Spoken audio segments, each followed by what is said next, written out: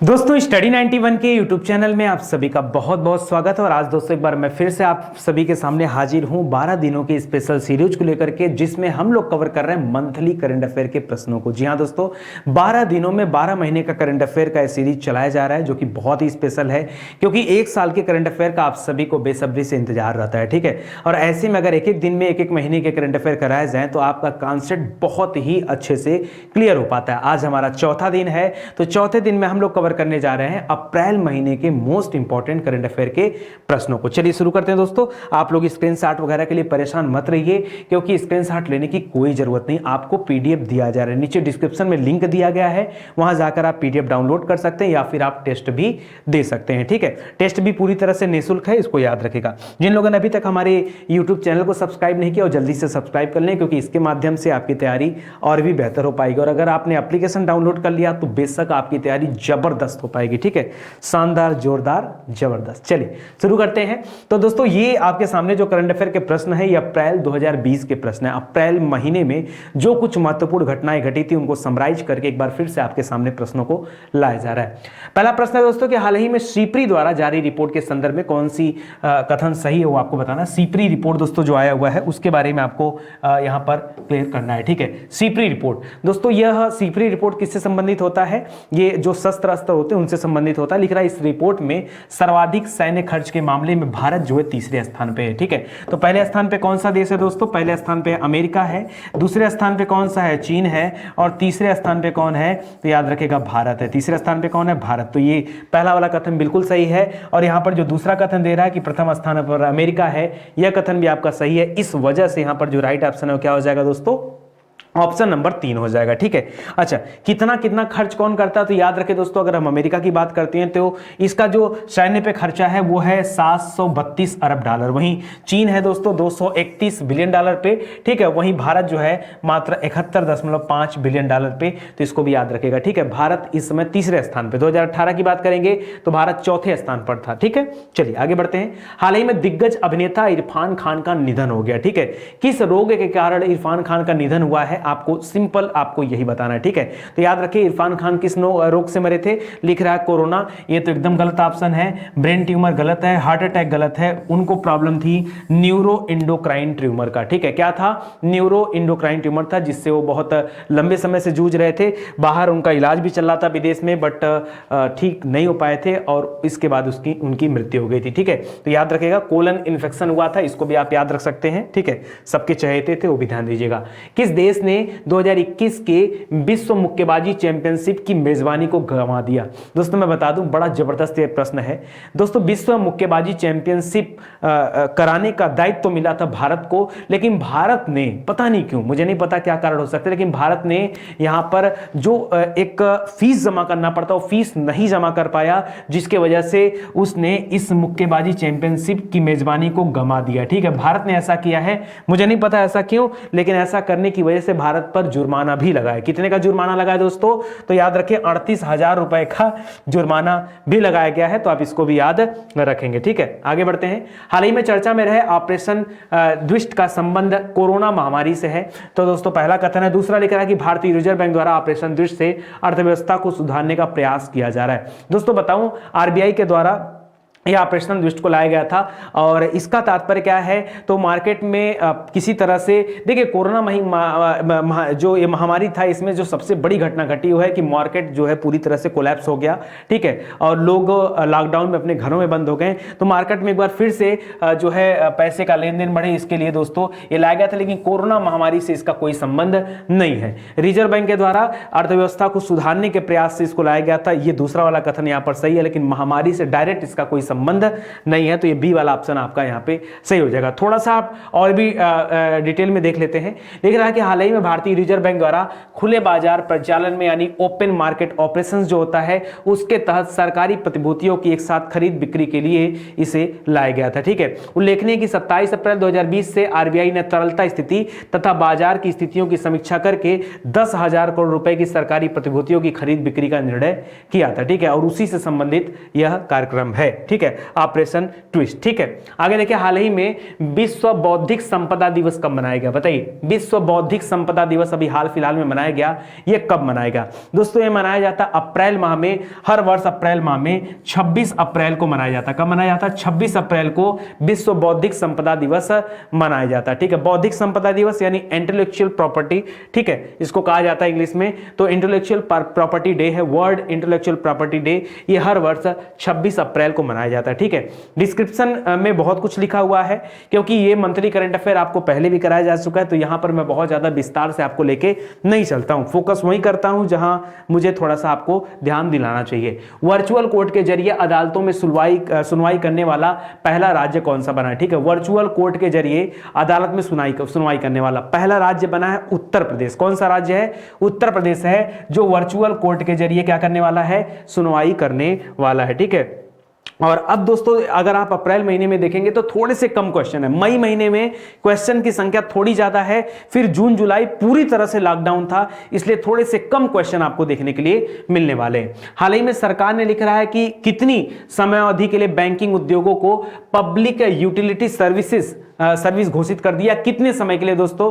तो in general होते नहीं है, लेकिन अगले 6 माह के लिए दोस्तों ऐसा घोषित किया गया। तो यहां पर क्या हो जाएगा, आप कह सकते हैं कि 6 माह के लिए दोस्तों इनको घोषित किया गया। ठीक है, 6 माह के लिए। ठीक है, करेक्ट, सरकार ने 21 अप्रैल से लेकर के 21 अक्टूबर तक 6 माह के लिए बैंकिंग उद्योग जो है उसको पब्लिक यूटिलिटी सर्विस यानी पीयूएस घोषित कर दिया गया है। ठीक है, तो इसको भी याद रखेंगे। और ऐसा क्यों किया गया है? तो कह रहा है कि देश में नोवल कोरोना वायरस के प्रकोप के मद्देनजर बैंकिंग को पीयूएस में लाने का कदम उठाया गया। इसका मतलब है कि बैंकों के कर्मचारी इस अवधि के दौरान किसी भी हड़ताल या आंदोलन का सहारा नहीं ले सकते, उनको अपने बैंक आना ही होगा, क्योंकि अगर बैंकिंग व्यवस्था किसी वजह से ठप हो गई तो पूरे देश का सारा काम धाम ठप हो जाएगा। इसलिए सरकार ने इसे पीयूएस श्रेणी में लाने की घोषणा किया। हाल ही में एचआरडी मंत्रालय द्वारा शुरू किए गए कार्यक्रम का नाम क्या है, जो लोगों और संगठनों को ई लर्निंग के संसाधनों का योगदान करने के लिए आमंत्रित करेगा? ठीक है दोस्तों, आप आगे चल के पढ़ेंगे कि मानव संसाधन मंत्रालय जो था उसका नाम बदल करके शिक्षा मंत्रालय कर दिया गया। ठीक है, आपने निशंक जी का नाम सुना होगा, जो इसमें क्या है, मंत्री हैं, शिक्षा मंत्री हैं। ठीक है, और यहां पर दोस्तों जो कार्यक्रम लाया गया उस कार्यक्रम का नाम है विद्यादान 2.0। क्या नाम है? विद्यादान 2.0, जिसके तहत दोस्तों इसे चलाया जा रहा है। ठीक है, तो यहां पर लोगों को और संगठनों को बुलाया जा रहा है ई लर्निंग को तेज करने के लिए। ठीक है, विद्यादान दोस्तों यहां पर कह रहा है कि विद्यादान दोस्तों इसी तरह का एक प्रोग्राम दीक्षा भी लाया गया था, तो कह रहा विद्यादान 2.0 को दीक्षा पर ही लॉन्च किया गया, उसे भी याद रखेगा। किस खिलाड़ी को विश्व बैडमिंटन महासंघ के ने क्या किया है? आई एम बैडमिंटन जागरूकता अभियान के लिए ब्रांड एम्बेसडर चुना है। ठीक है, आई एम बैडमिंटन, ये एक जो है हेडलाइन है, ये अभियान चल रहा था दोस्तों, और इसके लिए ब्रांड एम्बेसडर चुना गया है। किसे?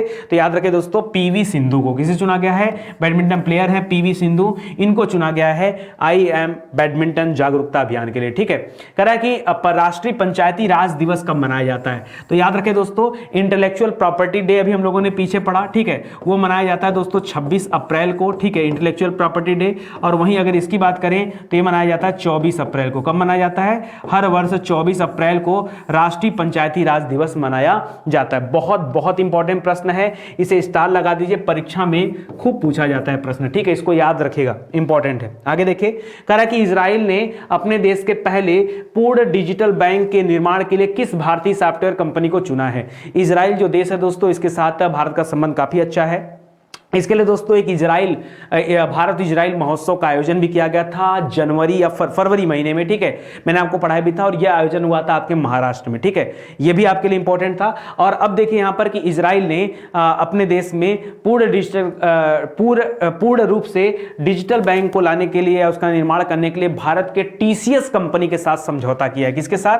तो याद रखें दोस्तों, यहां पर राइट आंसर होगा टीसीएस, टाटा कंसल्टेंसी सर्विस के साथ क्या किया है? समझौता किया है। तो टीसीएस आपका क्या हो जाएगा? यहां पर राइट आंसर हो जाएगा। देखिए लिख रहा है कि टीसीएस जो है वहां पर बैंक्स ग्लोबल बैंकिंग प्लेटफॉर्म से लैस होगा, और डिजिटल बैंक का नामकरण अभी कोई खास नहीं हुआ है, लेकिन बैंकिंग लाइसेंस पाने वाला यह इजराइल का अपना इस टाइप का पहला बैंक होगा। यह 2021 से स्टार्ट होने वाला है।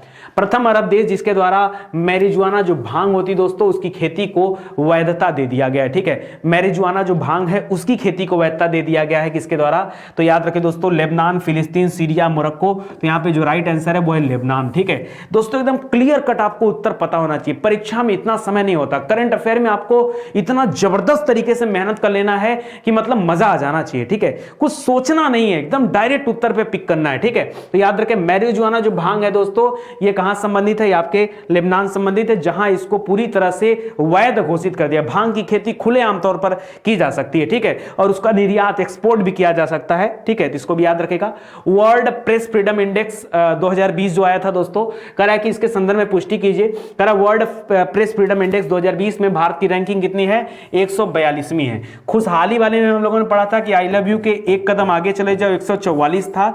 ये हैप्पीनेस रिपोर्ट था दोस्तों, ये क्या था? ये हैप्पीनेस था। और वहीं 142 पे बात करेंगे दोस्तों, तो एक कदम पीछे हो, याद रखेगा प्रेस फ्रीडम की बात कर रहा है, प्रेस फ्रीडम की। ठीक है, तो याद रखेगा जो पिछले साल भारत की तुलना में 2 अंक कम है। ठीक है, आगे लिख रहा है कि इस पिछले साल 140वां था, अभी 2 अंक कम पे हो गया। इस रैंक में प्रथम स्थान किसका? स्वीडन का है।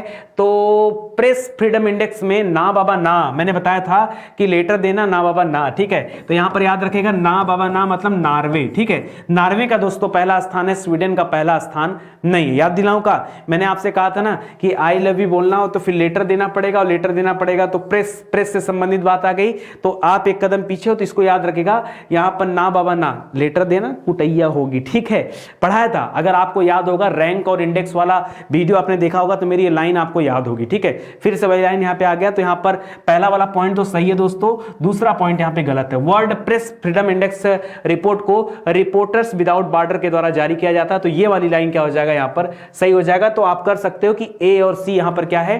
सही है। ए और सी यहां पर क्या है? सही है। ठीक है, चलिए आगे बढ़ते हैं दोस्तों। आगे देखिए, विश्व पृथ्वी दिवस, वर्ल्ड अर्थ डे कब जारी जो है कब मनाया जाता है? विश्व पृथ्वी दिवस दोस्तों, इसके पहले हम लोगों ने पढ़ा था 22 तारीख को जल दिवस मनाया जाता है। क्या पढ़ा था हमने? 22 तारीख को, 22 मार्च को क्या मनाया जाता है दोस्तों? 22 मार्च को जल दिवस मनाया जाता है। ठीक है, ये भी इंपॉर्टेंट था, जल दिवस मनाया जाता है। आज हम लोग पढ़ रहे हैं दोस्तों 22 अप्रैल को क्या मनाया जाता है? 22 अप्रैल को, ठीक है, याद रखेगा पृथ्वी दिवस मनाया जाता है। ठीक है, और इसके बाद जब आप 22 मई में जाएंगे ना, तो वहां आपको जैव विविधता दिवस मिलेगा। क्या मिलेगा? जैव विविधता दिवस मिलेगा। ठीक है, तो ये सब इंपॉर्टेंट है। एक और हमने पढ़ा था दोस्तों, 3 अप्रैल को पढ़ा था वन्य जीव दिवस। क्या पढ़ा था? वन्य जीव दिवस, वो अलग था दोस्तों। ठीक है, मिलता जुलता है लेकिन याद रखेगा वन्य जीव दिवस पढ़ा था। ठीक है, एक और हमने पढ़ा था आर्द्र भूमि दिवस। ठीक है, ये सभी एक जैसे हैं, आर्द्र भूमि दिवस। तो ये दोस्तों वेटलैंड डे मनाया जाता है, ये 2 फरवरी को मनाया जाता है। कब मनाया जाता है? 2 फरवरी को। याद रहेगा क्या इतना सारा? याद नहीं रहेगा तो भी याद रखना पड़ेगा, मुझे नहीं पता कैसे, बट याद रखना है तो है। चलिए आगे बढ़िए दोस्तों। तो यहां पर फिलहाल राइट आंसर क्या हो जाएगा?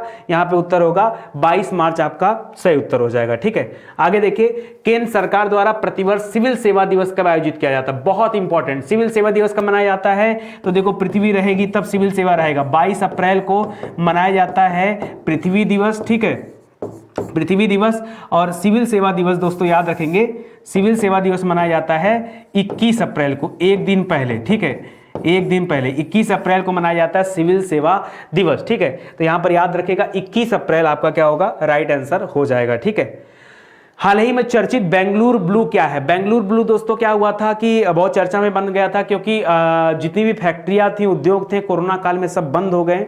तो दक्षिण भारत में दोस्तों शराब बनाने की फैक्ट्री थी, वहां एक स्पेशल तरह का वाइन बनता है, और उस वाइन के लिए बेंगलुरु ब्लू नाम की अंगूर की प्रजाति होती है जिसका इस्तेमाल किया जाता है। तो वो पूरा तरह से वेस्ट हो गया था, इसलिए चर्चा में आया था। ठीक है, तो ये अंगूर की प्रजाति है बेंगलुरु ब्लू, इसको याद रखेगा, राइट आंसर हो जाएगा। ठीक है, करा पीवी सिंधु पर लिखी गई किताब है shuttling to the top, the story of PV Sindhu, ये पुस्तक के लेखक कौन है? ठीक है, तो पीवी सिंधु के जीवन पर किताब है, अभी पीछे ही पढ़ा हम लोगों ने, आई एम बैडमिंटन, ठीक है, प्लेयर।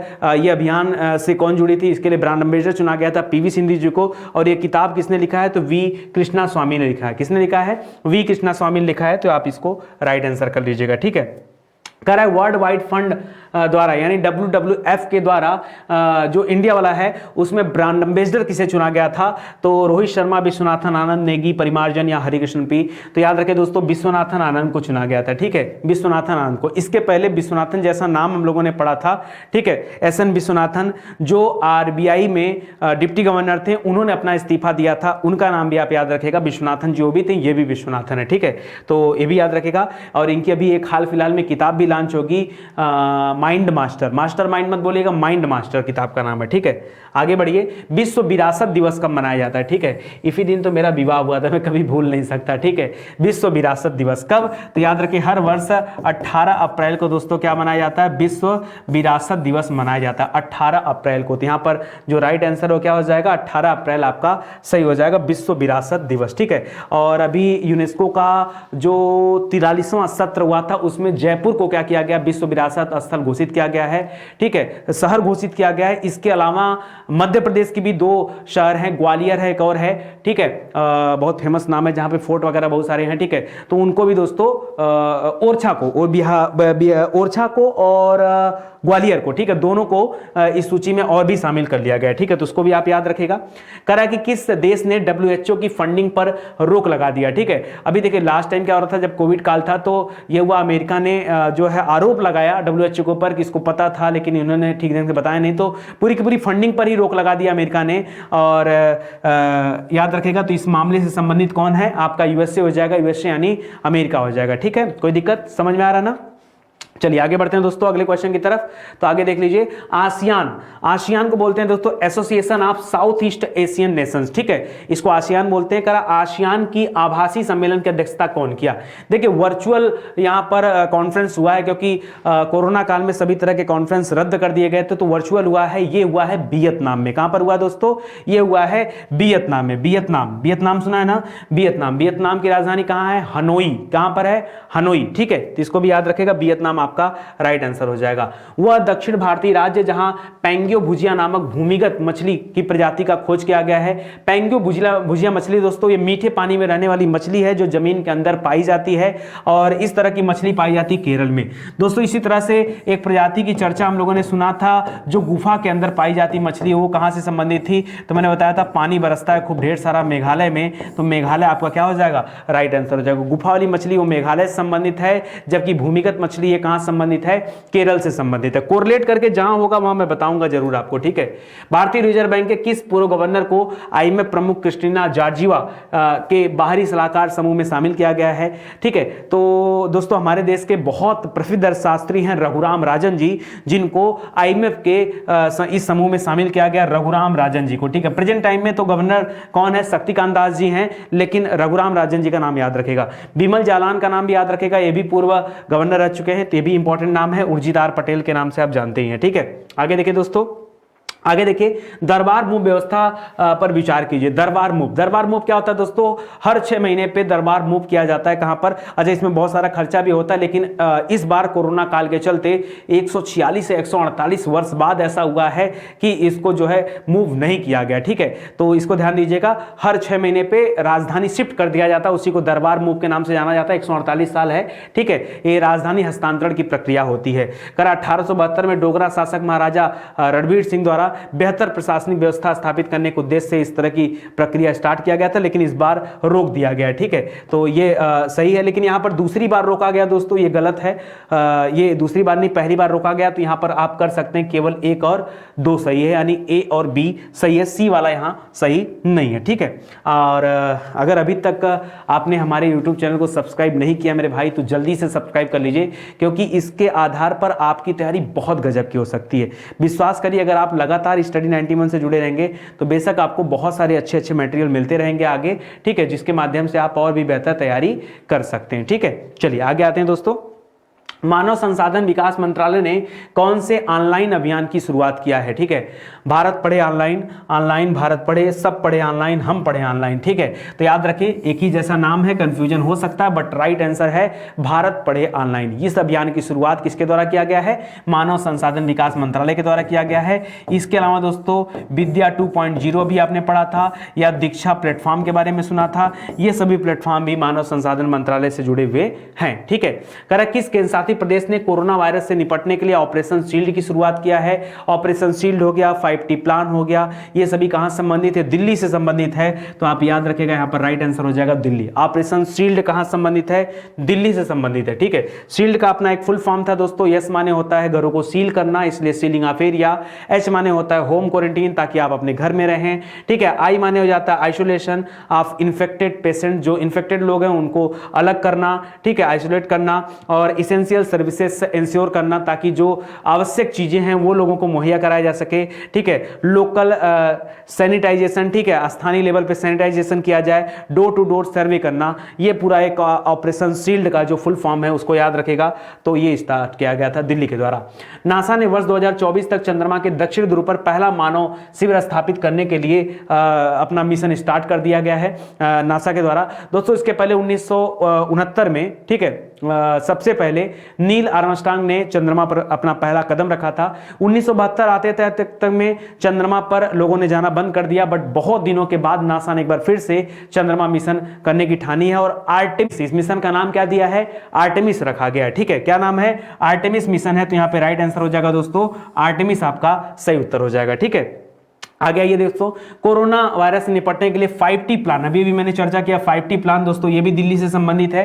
देखिए शील्ड वाला प्लान हो गया और 5T प्लान हो गया, दोनों ही दिल्ली से संबंधित है। ठीक है, 5T में देखिए टेस्ट कराना, ट्रेसिंग करना, ट्रीटमेंट करना, टीम वर्क करना और ट्रैकिंग करना, ये 5T प्लान था। तो ये याद रखिएगा। कोरोना वायरस की वजह से किस देश के पूर्व प्रधानमंत्री महमूद जिब्रील का निधन हो गया? महमूद जिब्रील दोस्तों कहां के प्रधानमंत्री थे जिनका निधन हो गया? तो याद रखिए जिब्रील जी थे लीबिया के। ठीक है, महमूद जिब्रील, ब्रिल से याद रखिएगा लीबिया, कौन से हैं? लीबिया के प्रधानमंत्री थे दोस्तों महमूद जिब्रील, जिनका निधन हो गया। ठीक है, और मिस्र की राजधानी काहिरा में उनकी मृत्यु हुई है। आगे देखिए, स्पोर्ट्स कोविड-19 की वजह से टोक्यो ओलंपिक के लिए फुटबॉलरों की आयु सीमा कितनी बढ़ा दी गई? दोस्तों 2020 में टोक्यो, जापान की राजधानी टोक्यो में क्या होने वाला था? ये होने वाला था, ओलंपिक होने वाला था, बट याद रखिए 2020 से इस ओलंपिक को कैंसिल करके 2021 कर दिया गया। लेकिन एज जो है दोस्तों यहाँ फुटबॉलरों की एज सीमा जो पहले 22 वर्ष थी उसे बढ़ा करके 24 साल कर दिया गया है। तो आप याद रखेगा यहां पर 24 साल आपका सही उत्तर हो जाएगा। ठीक है, पहले 22 नहीं था, अंडर 23 एक गेम होता था दोस्तों फुटबॉल से संबंधित, उसमें 23 साल का उम्र चाहिए था, लेकिन जब इधर एक साल एक्सटेंड किया गया इसको, तो इसको भी बढ़ा दिया गया। ठीक है, ऐसा हमारे देश में भी होना चाहिए। क्या होता है, मैं आपको कुछ कहानी बताता हूं छोटी सी। अभी क्या होता है, मान लीजिए किसी बच्चे की उम्र है 25 साल, ठीक है, और मान लीजिए जो हाईएस्ट, जो मैक्सिमम एज है किसी एग्जाम की वो है मान लीजिए 27 साल। ठीक है, तो अभी 2 साल मान लीजिए अगर परीक्षा नहीं होता है, तो ठीक है, अगर 2 साल परीक्षा नहीं होता है तो बच्चा तो 27 का हो ही जाएगा, 25 वाला बच्चा 27 का हो जाएगा। लेकिन अगर 2 साल परीक्षा नहीं हुआ तो इसमें तो जिम्मेदारी सरकार की है। ठीक है, तो अगर वो परीक्षा हर साल कराती और ये बच्चा 27 साल का हो जाता तब तो ये ओवर एज हो जाए, वो तो समझ में आता है। लेकिन इस बच्चे को एग्जाम देने का मौका ही ना मिले, पहले ही वो 27 का हो जाए, कोई मतलब थोड़े है। ठीक है, तो इस तरह के जो गवर्नमेंट पॉलिसी है इनको सरकार को बदलना चाहिए। मुझे नहीं समझ में आता कि लोग बच्चों को इतना कमजोर क्यों समझते हैं। ठीक है, खैर जो भी है। भारतीय पहलवान बजरंग पुनिया विश्व कुश्ती चैंपियनशिप की नवीनतम रैंकिंग में किस स्थान पे है? ठीक है दोस्तों, विश्व कुश्ती चैंपियनशिप की एक रैंकिंग बनी है, उसमें बजरंग पुनिया को स्थान दिया गया दूसरा स्थान। हालांकि इन्होंने भारत के लिए बहुत सारे गोल्ड मेडल जीता है। ठीक है, तो एक बार फिर से दोस्तों कोशिश करिए कि आप ज़्यादा से ज़्यादा दोस्तों वीडियो को शेयर करना शुरू कर दीजिए, ताकि आपकी तैयारी और भी ज़बरदस्त हो सके। ठीक है, चलिए आ जाइए दोस्तों, जल्दी जल्दी शेयर करिए, फटाफट जितना स्पीड में कर सकते हैं शेयर करना शुरू करिए। ओके, चलिए स्टार्ट किया जाए एक बार फिर से। विश्व स्वास्थ्य दिवस प्रतिवर्ष कब आयोजित किया जाता है? विश्व स्वास्थ्य दिवस कब आयोजित किया जाता है? हर वर्ष 7 अप्रैल को। कब? 7 अप्रैल को मनाया जाता है दोस्तों विश्व स्वास्थ्य दिवस। यहां पे राइट आंसर क्या हो जाएगा? 7 अप्रैल। एकदम सिंपल क्वेश्चन है। रेल कोच फैक्ट्री कपूरथला द्वारा निर्मित ऊर्जा कुशल वेंटिलेटर का नाम क्या है? ये रेल कोच फैक्ट्री जो कपूरथला में है, इसने एक वेंटिलेटर बनाया था जो सबसे सस्ता और सबसे किफायती वेंटिलेटर था, उसका नाम रखा गया था जीवन। क्या रखा गया था? जीवन। ठीक है, उस वेंटिलेटर का नाम ही था, ऊर्जा कुशल वेंटिलेटर का नाम था जीवन, क्योंकि वो लोगों के जीवन बचाने में बहुत अहम रोल दे रहा था। वह देश जहां तीसरी एशियाई युवा खेल प्रतियोगिता 2021 का आयोजन किया जाएगा। तो ये जो एशियाई खेल होने वाला है ये ग्वांगझू में होने वाला है ना, आई थिंक। ठीक है, तो याद रखेगा कहां पड़ता है, सब इस तरह की जगह पड़ते हैं चीन में, तो आपका चीन राइट आंसर हो जाएगा। ठीक है, एक बार देख लीजिए, जगह का नाम ग्वांगझू है। ठीक है, एक बार आप इसको चेक जरूर कर लीजिएगा। ठीक है, आगे बढ़ते हैं। किस केंद्र शासित प्रदेश के के पूर्व मुख्यमंत्रियों के भत्ते और विशेषाधिकार पूरी तरह से समाप्त कर दिए गए। अब वह राज्य ही समाप्त हो गया। जम्मू कश्मीर जो राज्य था वहां से आर्टिकल 370 हटने के बाद उसको 2 केंद्र शासित प्रदेशों में बांट दिया गया, एक जम्मू हो गया, एक लेह लद्दाख हो गया। ठीक है, तो उसको याद रखेगा दोस्तों, ये भी इंपॉर्टेंट हो जाएगा। तो ये जम्मू कश्मीर का मामला, यहां पर राइट आंसर हो जाएगा जम्मू कश्मीर। 5 अगस्त को यह निर्णय लिया गया था। ठीक है, कह रहा कोरोना वायरस के बहाने किस देश की संसद ने प्रधानमंत्री को हमेशा सत्ता में बना रहने का अधिकार दे दिया? भाई वो कौन सा देश था जहां के प्रधानमंत्री को ऑल टाइम हिट, मतलब हमेशा वो सत्ता में बने रह सकते हैं, यह अधिकार दे दिया? तो दोस्तों वहां के भूखे प्यासे लोग थे, हंगरी हंगरी हंगरी माने भूखे प्यासे। ठीक है, तो याद रखे हंगरी, वैसे प्यासे का होता है थ्रस्टी। ठीक है, तो हंगरी याद रखेगा, हंगरी वह देश है जिसने अपने प्रधानमंत्री को हमेशा संसद में बने रहने का अधिकार दे दिया। निम्नलिखित में से कौन सा कथन सत्य है? जो सत्य कथन है वो आपको बताना है। ठीक है, लिख रहा हाल ही में रजनीश ओसवाल को जम्मू कश्मीर हाईकोर्ट में पहले न्यायाधीश के रूप में चुना गया है। बिल्कुल सही उत्तर है। रजनीश ओसवाल भारतीय संविधान के तहत शपथ लेने वाले जम्मू कश्मीर हाईकोर्ट के पहले जज बनेंगे। क्यों? क्योंकि जम्मू कश्मीर के पहले जज बन रहे तो ये परमानेंट। ठीक है, और जम्मू कश्मीर हाईकोर्ट में मुख्य न्यायाधीश किसे बनाया गया? गीता मित्तल को बनाया गया। तो यहां पर दिए गए क्या है? सभी कथन बिल्कुल सत्य हैं। तो यहां पर तीनों कथन क्या हो जाएंगे? सही है। करेक्ट। क्रिकेट में कौन सा नियम देने वाले टोनी लुइस का निधन हो गया? ठीक है, टोनी लुइस दोस्तों इन्होंने बहुत अच्छा नियम दिया था। टोनी और लुइस 2 अलग अलग व्यक्तियों के नाम है। ठीक है, और इन्होंने टोनी लुइस का निधन हो गया, एक व्यक्ति का नाम है। इन्होंने जो नियम दिया था दोस्तों, इनके मित्र का नाम था डकवर्थ। ठीक है, तो पूरे नियम का नाम था डकवर्थ लुइस नियम। ठीक है, टोनी लुइस का निधन हो गया दोस्तों। ये डकवर्थ लुइस नियम क्रिकेट से संबंधित नियम होता है। किससे संबंधित है? ये क्रिकेट मैच से संबंधित नियम है। ठीक है, और इनका निधन हो गया है। ठीक है, आगे देखिए, the death of Jesus. The death of Jesus दोस्तों इसके संबंध में कई सारी किताब आ चुकी है, जैसे द चाइल्डहुड ऑफ जीसस आया था, फिर इसके बाद एक और बुक आया था, उसके बाद लास्ट में आया द डेथ ऑफ जीसस। इसको लिखा है J.M. क्वाइटजी ने। किसने लिखा है? J.M. क्वाइटजी ने लिखा है। ये 3 पार्ट में बुक लॉन्च हुआ था। पहला था क्या था? द चाइल्डहुड ऑफ जीसस, और दूसरा था फिर स्कूल डेज ऑफ जीसस, और तीसरा था द डेथ ऑफ जीसस। ठीक है, J.M. क्वाइटजी ने इसे लिखा है, और इनको पहले भी साहित्य का नोबेल पुरस्कार मिल चुका है इनको। ठीक है, J.M. क्वाइटजी को, इसलिए इनकी रचना है तो इंपॉर्टेंट है आपके लिए। संयुक्त राष्ट्र ने जलवायु परिवर्तन सम्मेलन COP26 को कोविड-19 के कारण कब तक के लिए स्थगित कर दिया गया है? तो याद रखें दोस्तों 2021 तक के लिए इसको स्थगित कर दिया, 21 का 22 तक के लिए स्थगित कर दिया गया है। मतलब 21 को स्थगित करके 22 में होगा, यह निर्णय है। कब तक के लिए पूछे तो 2021 तक के लिए, कब तक होने की संभावना है तो 2022। दोनों तथ्यों को आप याद रखेगा। मैड्रिड जो है इसका आयोजन होने वाला था, 25वें का हुआ था, 26वें का होने वाला था दूसरे जगह पे। एक बार देखिए कहां पर होने वाला था, 26वां दोस्तों। अब ऐलान इटली के साथ हुआ था ना, हाँ, अब 2000 में नई तारीखों में यूके द्वारा इटली के साथ साझेदारी करने के बाद डिसाइड किया जाएगा। ठीक है, कि ये कहां पर होगा। ये ग्लासगो में 2020 में होने वाला था, यही नाम स्किप कर रहा था।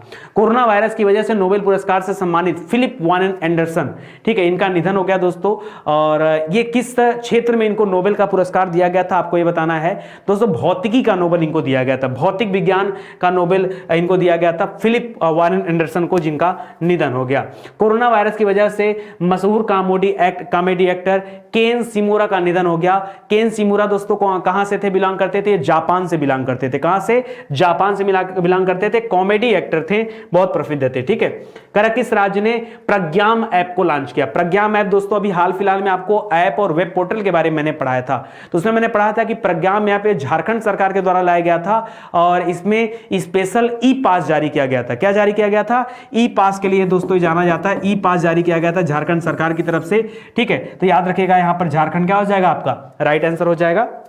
ठीक है, करा मेथेनॉल आधारित ग्रीन एंड क्लीन ईंधन पायलट परियोजना लागू करने वाला पहला राज्य कौन सा बना?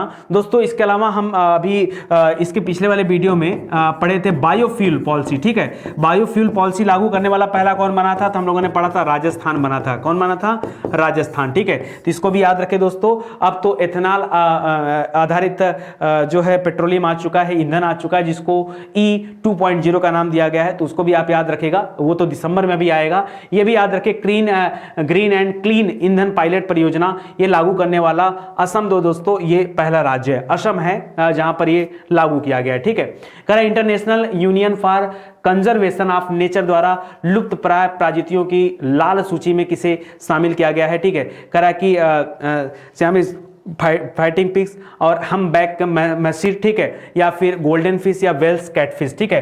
तो हम बैक मैसिर याद रखेगा दोस्तों, ये भी इंपॉर्टेंट है हम बैक। और दोस्तों इसको क्या कहा जाता है, एक बात याद रखेंगे, इसको पानी के बाघ के रूप में भी जाना जाता है, ठीक है। तो ये लुप्त प्राय था। और मैं आपको कहना चाहूंगा दोस्तों कि अप्रैल जो महीना था इसमें ज्यादा क्वेश्चन नहीं बन पाए। क्यों? अप्रैल में लॉकडाउन लगा था और जितने भी आयोजन थे, जितने सम्मेलन थे, जितने खेल थे, ठीक है, सब कुछ जो है पूरी तरह से रद्द हो चुका था, गाड़ियां बंद हो चुकी थी, एक्सीडेंट नहीं हो रहे थे। तो इस तरह का कुछ हुआ ही नहीं कि आपको कुछ बताया जा सके। हाँ, मई महीने में सरकार के द्वारा कुछ खास डिसीजन लिए गए थे, तो मई महीने में क्वेश्चन की संख्या थोड़ी ज्यादा होगी, ठीक है, लेकिन अप्रैल में थोड़ा सा कम। इसके बाद जून जुलाई में भी क्वेश्चन थोड़े से कम है। मैंने आपको कहा ना कि मंथली करंट अफेयर जरूर कवर कर रहे हैं, लेकिन मैं आपको अनायास का परेशान नहीं करूंगा। मेरी आदत नहीं मैं आपको इतना सारा दूं और बताऊं कि 10,000 करंट अफेयर के क्वेश्चन पढ़ लो, आपका एक साल का करंट अफेयर तैयार हो जाएगा। मैं तो आपसे कहूंगा कि आप केवल 500-600 प्रश्न पढ़ लो तो भी आपका करंट अफेयर तैयार हो जाएगा, सफिशिएंट मटेरियल रहता है, ठीक है। तो अगर आपने सीरीज देखा होगा, दिसंबर वाली सीरीज और ये 12 दिन की सीरीज अगर आप शामिल कर लेंगे तो पूरा करीब 1 महीना 32-35 दिन का आपका सीरीज बन जाएगा। उतना आपके लिए बहुत इंपॉर्टेंट और जबरदस्त है, उतने से ही आप पूरा साल कवर कर सकते हैं। बहुत ज्यादा दौड़ने भागने की आवश्यकता नहीं है। आज के लिए बस इतना ही। उम्मीद करता हूं अच्छा लगा होगा। मिलते हैं अगले लेक्चर में, तब तक के लिए जय हिंद, जय Bharat. Thank you so much.